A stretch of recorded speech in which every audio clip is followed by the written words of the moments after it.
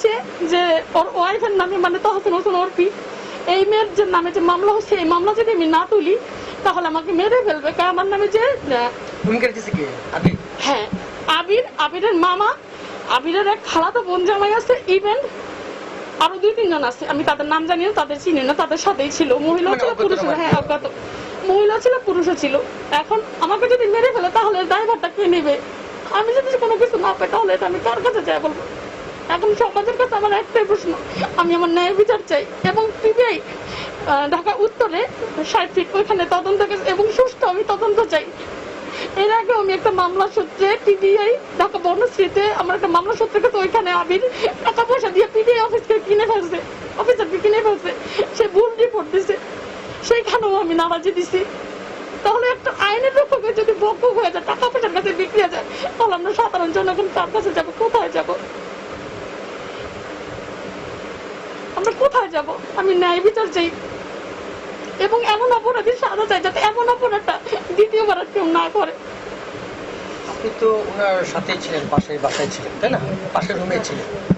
তো আপনি তো ওই বাড়ির ওনাদের রুম ছিল, বাসা নিয়েছিল বিয়ের পর, আপনার বাসা ছিল। আপনার জানা মতে ওখানে ওনারা কদিন ছিল? কদিন ছিল, 2-3 মাসের মতো ছিল ওখানে। স্বামী স্ত্রীর সম্পর্কই ছিল তো? হ্যাঁ, স্বামী স্ত্রীর সম্পর্কই ছিল। বাড়িওয়ালাও জানতো যে তারা হাজব্যান্ড ওয়াইফ ওইভাবে, এবং ওখানেই বিয়ে হয়েছে, সবাই জানতো এটা। 2 মাসই ছিল ওখানে, বেশি তারা ছিল না। এই 2 মাসের মধ্যে কোনো তাদের কোনো সম্পর্কে ঝগড়াঝাটি কিংবা কোনো কিছু হয়েছিল তাদের স্বামী স্ত্রী? 2 মাসের ভিতরে তো আসলে কিছু হয় না, ঠিক আছে। আচ্ছা, আর আপনার এই কেরানীগঞ্জে কোথায় থাকতো তারা? আপনার যে বাসাটা নিয়েছিল তারা কোথায় বাসা নিয়েছিল কেরানীগঞ্জে? কেরানীগঞ্জে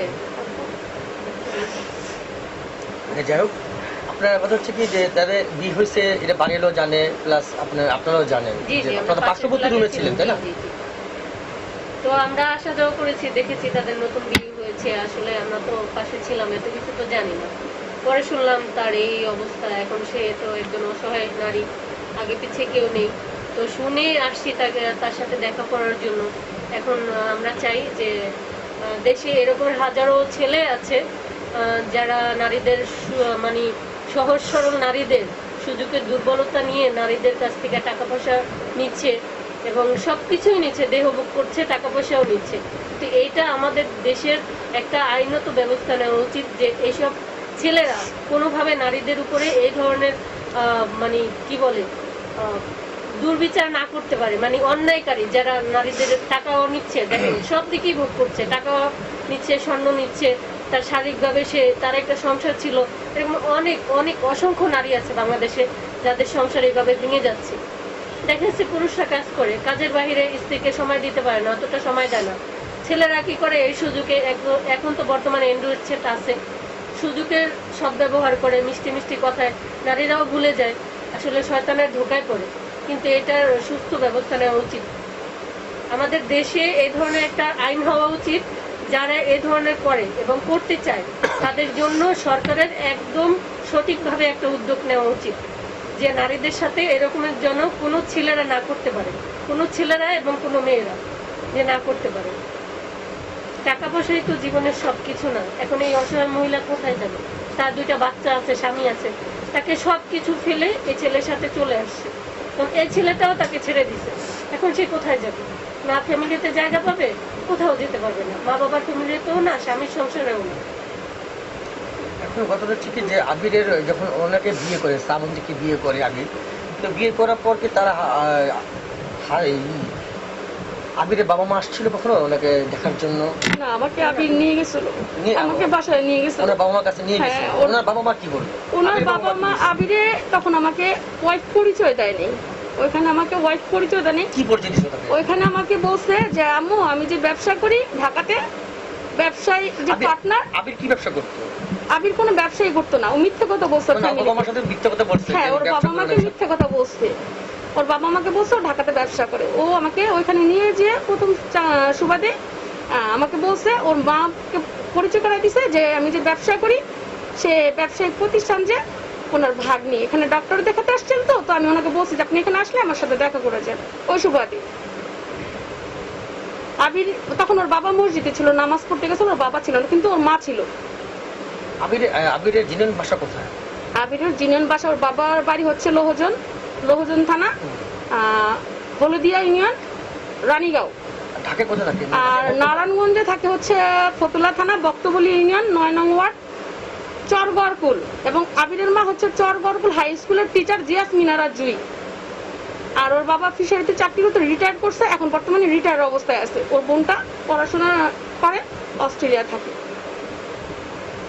আপনাদের সাথে যখন ফেসবুক যে সম্পর্কটা হয়েছে, তখন আবিরের বাবা মা, আবিরের ফ্যামিলি কি জিনিসটা ওর জানতো? ফুল ফ্যামিলি জানতো। আবিরের যখন আমার সাথে রাগারাগি করতো, তখন আবিরের মা বলতো বারবার যে বাবা তুমি এইভাবে ওর সাথে রাগারাগি করো কেন, বুঝাইয়া বলো। তো ঢাকা থেকে আবির কাঁঠাল, আম, দুধ, বাসা থেকে রান্না করা খাবার, এভরিথিং সব নিত। তো একটা মা কি বুঝে না যে আমার ছেলেটা বাসায় এক কাপড় থেকে বের হয়, আমার ছেলেটা 2 দিন 3 দিন কোথায় থাকে? আমার ছেলেটা বাসা থেকে গেল এক কাপড়ে, আরেক কাপড়ে বাসায় আসলো, বাসা বাড়ি রান্না করা খাবার নিয়ে আসে। ব্যাপার কি আমার ছেলেটা কোথায় থাকে, কি করতেছে? আবিরের মা সব কিছু জানতো, কিন্তু সে এখন অস্বীকার করতেছে। ওনার বক্তব্য উনি শ্রাবন্তীকে চিনেই না। উনার বাসায় গেছি, উনি আমাকে আম খাওয়াইছে, শ্যামাই খাওয়াইছে ফ্রিজ থেকে বের করে। এখন উনি আমাকে ডাইরেক্টলি অস্বীকার করে, উনি আমাকে চিনেই না। হ্যাঁ, আবিরের আম্মার বক্তব্য এটা। আবিরের আম্মার নামে আমি অভিযোগ দায়ের করছি যে আমাকে যে আমার বেবিটা কনসিভ করছিল, তারা যে বেবিটা নষ্ট করছে, আবিরের আম্মু এটার মধ্যে ইনভলভ আছে, ঠিক আছে? আমি তার বিরুদ্ধে তার শিক্ষা প্রতিষ্ঠানে অভিযোগ করছি। অভিযোগ করার সূত্রে সে ডাইরেক্টলি অস্বীকার করছে আমি এই মেয়েকে চিনি না। তাহলে উনি যদি আমাকে না চিনে, তাহলে উনি আমাকে কিভাবে আম কেটে খাওয়ালো, কিভাবে ফ্রিজ থেকে সামাই বের করে খাওয়ালো? তাহলে আবির হাসান আমাকে বলতেছে, গতকালকেও আমাকে হুমকি ধামকি দিছে, যদি আমি মামলা না তুলি, ওর ওয়াইফ মানে ওর হবু ওয়াইফ এবং ওদের বিরুদ্ধে, আবিরের বিরুদ্ধে যে মামলাগুলো হয়েছে, একাধিক মামলার আসামি, এখন এগুলো যদি আমি না তুলি, তাহলে ওর কাছে আমি যখন ওকে 2 বছর ছিলাম এক সংসার লাইফে, অনেক ভিডিও অনেক ছবি আছে ওর কাছে, সেগুলো পাবলিক প্লেসে ছেড়ে দিবি। এবং কি আমাকে মেরে ফেলার হুমকি দিচ্ছে, সেই জন্য আমি গ্যান্ডারিয়া থানায় একটা অভিযোগ দায়ের করে এসেছি গতকালকে। যে এবং কি ওইখানে আরো লোকজন আছে, ওইখানকার ওনারা সাক্ষীও আছে। থানায় যায় তারা আমার সাথে উপস্থিত ক্ষেত্রে থানায় আমার সাথে তারা গেছে, যায় অভিযোগ দায়ের করে আসছে। এখন আমি এটা সুষ্ঠু বিচার চাই এবং সুষ্ঠু তদন্ত চাই। আপনাদের কাছে, আমার সমাজের কাছে একটাই দাবি, সেটা হচ্ছে আমি যাতে একটা অসহায় মানুষ, আমি সুষ্ঠু বিচার চাই। আপনারা আমার পক্ষে থেকে অবশ্যই আমাকে একটা সুষ্ঠু ন্যায় বিচার করে দিবেন। আমি আইনকে শ্রদ্ধা করি বিধায় আমি আইনের আওতায় আসছি, আইনকে সম্মান জানাই বিধায় আইনের আশ্রয় নিচ্ছি। ওর মতন মানুষ যাতে কোনো প্রকারে ছাড়া না পায় এবং পার না পায়। ওর টাকা আছে, ওর ফ্যামিলির টাকা আছে, ওরা অনৈতিক অনেক কাজ করতেছে যেগুলো আমার সাধ্যের বাহিরে। আমার মতন অসহায় মানুষ সেগুলো সম্ভব না, কিন্তু তারপরেও ও আমার নামে বাজে বাজে দুর্নাম রটাচ্ছে, বাজে বাজে কথা বলতেছে। আমার লাইফের কোনো সিকিউরিটি নেই, আমি যে কোনো মুহূর্তে আমাকে মেরে ফেলতে পারে, যে কোনো মুহূর্তে। এবং আমি ইভেন্ট মারা গেলে আমার দায় সম্পূর্ণ আবির হাসান এবং আবির হাসানের ফ্যামিলি। আমার মৃত্যুর জন্য আবির হাসান এবং আবির হাসানের ফ্যামিলি এবং যে মেয়ের সাথে বিয়ে ঠিক হয়েছে এই মেয়ের ফ্যামিলি দায়ী থাকবে। এবং এই মেয়ে এবং আবির হাসান হচ্ছে মেল কালপিট, কারণ ওদের লাইফে আমরা থাকলেই, আমি থাকলেই ওদের লাইফ সুন্দর সুষ্ঠুভাবে ওরা জীবনযাপন করতে পারতেছে না। কারণ আমি মামলা করছি, আমি মামলা সুবাদে কোর্টে আসি। এখন আমি কোর্টে যাতে না আসতে পারি, এই জন্য আমাকে অনেক ভয় ভীতি দেখাচ্ছে এবং কি আমার পিছনে লোক লাগাই দিছি। আমি আসছি, তারপর আমি এখন 2 জনের সাহায্য নিয়ে আসছি যে ভাই আমার সাথে চলেন কোর্টে। আমার যা লাইফের কোনো সিকিউরিটি নেই, যে কোনো মুহূর্তে আমাকে মেরে ফেলতে পারে। আমি এটা সুষ্ঠু বিচার চাই। আসসালামু আলাইকুম। আমি অ্যাডভোকেট এম আরিফ হোসেন জয়, ঢাকা জজ কোর্ট। শ্রাবন্তীর মূলত আগে একটি বিয়ে হয়েছিল। ও দীর্ঘ 17 বছর আগের স্বামীর সাথে সংসার করে একটি মেয়ে এবং একটি ছেলে সন্তান আছে ওই সংসারে। কিন্তু পারিবারিক কোলাহল, স্বামীর অত্যাচার, বিভিন্ন কারণে ও অতিষ্ঠ হয়ে যায় এবং দেয়ালে পিঠ ঠেকে যায়। তখন ও নিরাশ হয়ে যায়, ওর লাইফ নিয়ে ও সংকটে ভোগে। যার ফলে এরই মধ্যে 2023 সালে আবির হোসেন এক ছেলের নামে,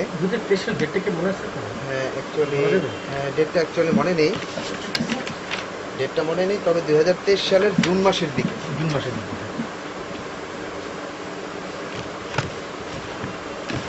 না সরি নভেম্বর নভেম্বর মাসে 2023 সালে ফেসবুকে আবির হোসেন নামে একটা ছেলে শ্রাবন্তীকে নক দেয়, পরিচয় হয়, তাদের সাথে দীর্ঘদিন কথোপকথন হয় এবং শ্রাবন্তী তার সরল বিশ্বাস করিয়া এবং আবির হোসেনকে বিশ্বাস করিয়া এবং আবির হোসেনও তার সরল বিশ্বাসের সুযোগ নিয়ে তার লাইফের দুর্বলতার সমস্ত কিছু সে জানে এবং এক্সপিরিয়েন্স প্রাপ্ত হয়। এরই সুযোগ নিয়ে, এই দুর্বলতার সুযোগ নিয়ে শ্রাবন্তী আক্তারকে বিয়ে করার প্রস্তাব দেয় এবং তার দিকে হাত বাড়িয়ে দেয়। আচ্ছা, বিয়েটা প্রস্তাব দিয়ে গেল আপনার 23 সালের লাস্টের দিকেই, 24-এর কাছাকাছি 23 সালের লাস্টের দিকে। কেননা অত্র মামলার 1 নং আসামি, আজকে যে মামলাটি নিয়ে কথা বলছি, এই মামলার 1 নং আসামি আবির হোসেন জানতো যে শ্রাবন্তী আক্তারের কাছে প্রায় 8-9 ভরি স্বর্ণ এবং প্রায় 17 লাখ টাকা ক্যাশ আছে। মূলত এই টাকাগুলো আত্মসাৎ এবং একটা পুরুষ একটা নতুন মেয়ের সাথে তখন এই সম্পর্কে বা রিলেশনে জড়ায়, সেটা আমরা সবাই অবগত আছি যে কি কারণে। লোভের বশবর্তী হইয়া নারী লোভী একজন ছেলে এবং টাকা পয়সা লোভ আছে বিদায় ওর সাথে সম্পর্কে জড়ায় 15/1/2024 ইং তারিখে শ্রাবন্তী তার হাত ধরে বাড়ি থেকে বের হয়ে যায়। তারপরে তারা ঢাকায় কেরানীগঞ্জে একটা বাসা ভাড়া করে। আবির হোসেন বাসা ভাড়া করে তার স্ত্রী অর্থাৎ শ্রাবন্তীকে ওই বাসায় রাখে এবং তারা প্রায় 2 বছর সংসার করে। এখানে একটি কথা উল্লেখ করা প্রয়োজন যে এই মামলার 1 নম্বর আসামি আবির হোসেনের যে একজন প্রতারক, সেটার প্রথম থেকেই ধরা পড়েছে। কিভাবে? 15/1/2024 ইং তারিখে তাকে নিয়ে পালিয়ে আসলো, কিন্তু তাকে রেজিস্ট্রির মাধ্যমে যে বাংলাদেশের আইন মোতাবেক তাকে বিয়ে করেনি। তাকে বলেছে কি যে স্ট্যাম্পের মাধ্যমে বিয়ে হবে, একটি খালি স্ট্যাম্পে সিগনেচার নিচ্ছে প্লাস হুজুর দিয়ে 3 জন সাক্ষীর মাধ্যমে সরা পড়িয়েছে, যেটাকে আমরা সরা বলি বাংলায়। আরিফ সাহেব একটা কথা জিজ্ঞেস করতে চাচ্ছিলাম আপনাকে। বিষয় হচ্ছে যেটা আপনার স্ট্যাম্প দিয়ে কিংবা নোটারি পাবলিকেশন যেটা বিবাহ হয়, সেটা কি গ্যারান্টিযুক্ত হয়? না, এটার এতটা লিগ্যালিটি নেই। এটা হচ্ছে কন্ট্রাক্ট ম্যারেজের মতো। এটা কন্ট্রাক্ট ম্যারেজের মতো। এটা হচ্ছে আপনার ফরেন বা আমাদের বা বহির্বিশ্বে যে বিয়েগুলো হয় বা স্পেশাল ম্যারেজের ক্ষেত্রে যে বিয়েগুলো হয়, ওই বিয়ের ক্ষেত্রে এই এফিডেভিটগুলো প্রযোজ্য। বাট যেহেতু আমরা মুসলিম কান্ট্রি, আমাদের মুসলিম অধ্যাদেশ আছে 1961 সনের মুসলিম অধ্যাদেশ অনুসারে, ঠিক আছে, আমাদের রেজিস্ট্রেশনের মাধ্যমে সরকারি কাবিননামায় বিয়ে করতে হবে বা হুজুর দিয়ে আমাদের সরাসরি মোতাবেক আমাদের যেভাবে বিয়ে করতে হবে বিয়ে করতে হবে। কিন্তু সে প্রথমে এই প্রতারণার আশ্রয় নিয়ে তাকে কাজী দিয়ে বিয়ে না করে স্ট্যাম্পের মধ্যে, এবং শুধু তাই নয়, ব্ল্যাঙ্ক একটি স্ট্যাম্পের মাধ্যমে সিগনেচার করে। আদৌ এটার মধ্যে কি আছে শ্রাবন্তী তা জানে না, নিজেও জানে না, আর কখনো জানার চেষ্টা করেনি, কারণ তাকে অগাধ বিশ্বাস করেছে। তো যাই হোক, দীর্ঘ 2 বছর তার সংসার হয়। এরই মধ্যে শ্রাবন্তীর গর্ভে আবির হোসেনের সন্তান আসে। হ্যাঁ, সেই রিপোর্টটা আমরা পাইছি আর কি। সেই রিপোর্টটা আমরা দেখছি যে গর্ভে একটা বেবি আসে, হ্যাঁ, সেটা বাচ্চা কনসিভ হয়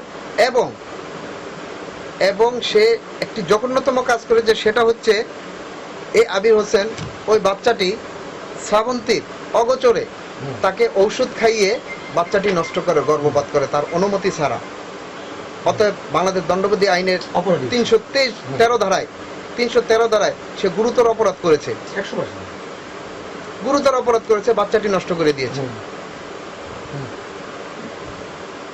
তারই ধারাবাহিকতায় এই আবির হোসেন অন্যত্রে বিয়ের প্রস্তুতি নিচ্ছে। এটা তার স্ত্রী শ্রাবন্তী আক্তার জানতে পারে। জানার ফলে যেই মেয়ের সাথে তার বিয়ে ঠিক হয়েছে, ওই মেয়ের সাথে সে যোগাযোগ করার চেষ্টা করে, কারণ নিজের সংসার বাঁচানোর জন্য। তো যোগাযোগ করার ফলে আবির হোসেনকে ওই তার হবু স্ত্রী আবার ইনফর্ম করে যে তুমি এরকম করেছো, অন্যত্র বিয়ে করেছো, তোমার আগের স্ত্রী আমাকে ফোন দিয়ে এই বলেছে, ঠিক আছে। তো সেই ক্ষেত্রে আবির হোসেন এবং ওই মেয়েটির নাম হচ্ছে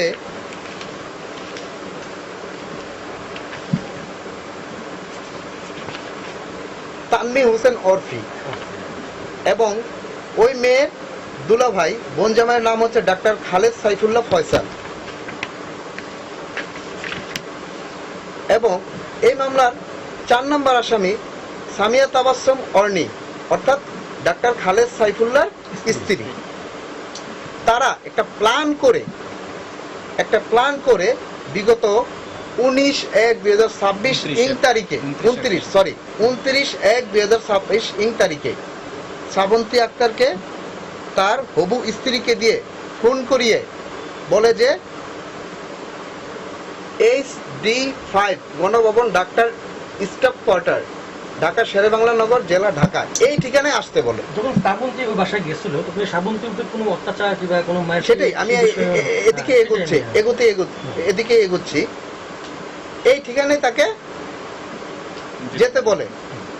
যাওয়ার ফলে শ্রাবন্তী আক্তারকে ওখানে নিয়ে তারা অর্থাৎ কার নির্দেশে? আবির হোসেনের নির্দেশে, হুকুমে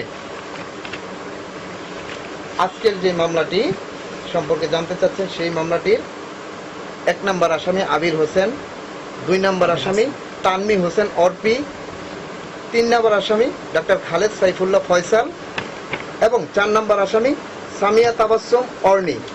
এই 4 জন মিলে 1 নং আসামির হুকুমে তাকে অত্র ঠিকানায় নিয়ে গিয়ে হাত পা বেঁধে বেদম নির্যাতন করে এবং অকথ্য ভাষায় গালিগালাজ করে এবং তার সাথে থাকা একটি স্বর্ণের চেইন ছিল, মোবাইল ফোন ছিল, এগুলো তারা ছিনিয়ে নিয়ে যায়। যখন এই ঘটনা ঘটে তাৎক্ষণিক কি পুলিশ আসছিল? না, তাৎক্ষণিক বলতে তখন শ্রাবন্তী আক্তার 999 কল দেয়। 999 কল দেওয়ার ফলে শেরেবাংলা নগর থেকে পুলিশ যায়, তাকে ওইখান থেকে উদ্ধার করার ফলে ওই দিনই শেরেবাংলা নগর থানায় একটি অভিযোগ দায়ের করা হয়। জিডি হয়নি, কোনো একটা অভিযোগ দায়ের করা হয়। তারপরে শ্রাবন্তী আক্তার ওই অভিযোগের উপর ততটা নির্ভর করতে পারেননি, যার ফলে তার আত্মীয় স্বজনের সাথে আলাপ আলোচনা করে এবং থানা কর্তৃপক্ষ পরামর্শ দিয়েছিল যে আপনি কোর্টে মামলা করেন। তো সেই পরামর্শ অনুসারে এবং আত্মীয় স্বজনদের সাথে কথাবার্তা বলে। কিন্তু আরিফ সাহেব একটা কথা বলছে যে ঘটনা আপনি তার মানে ওনার ডাক্তারের বাসায় হয়েছে, হাতাহাতি বন্য গেছে, হ্যাঁ, কিন্তু এটা তো আপনার হিসেবে থানায় মামলা হওয়ার কথা, তাই না? কিন্তু সেটা তো কোর্টে মামলা হওয়ার কথা ইম্পসিবল।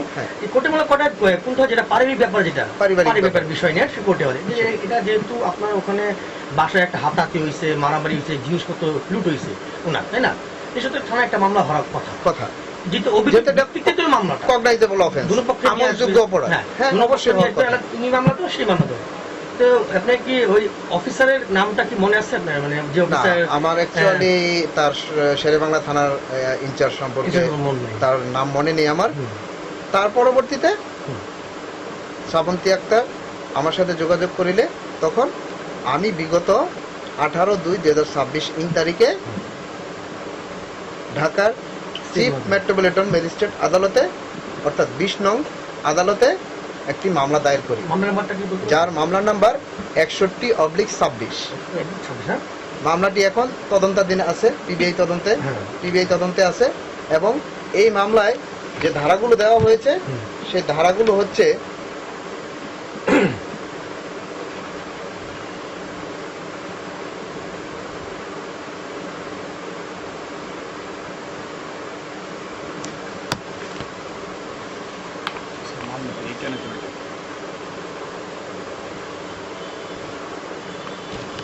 কোথায়